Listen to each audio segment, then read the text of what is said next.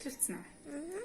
За ингээд хөлдөөсөн банана хэрчээд эхлээд хөлдөөсөн байгаа. За эндээ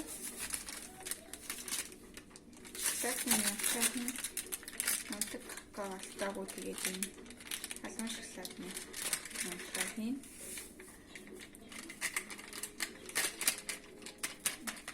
Зяа байж ханаа ич. Тэгээд сүүхийн. За иймэрхүү байх болно.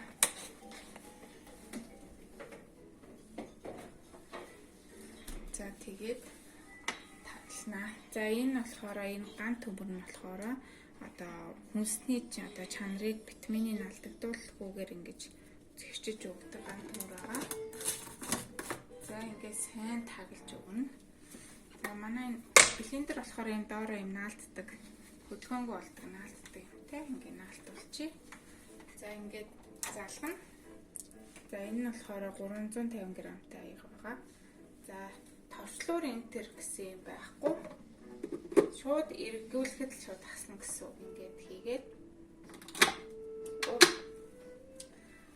залхуураа дотоо залхсан юм байна.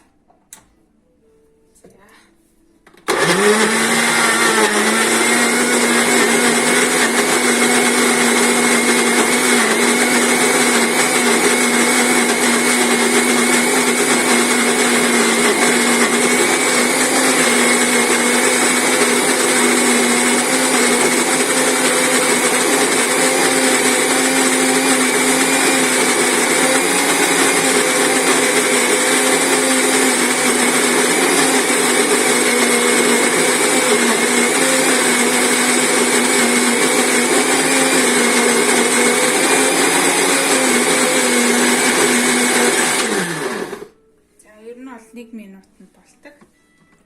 За ингээд төвцөө.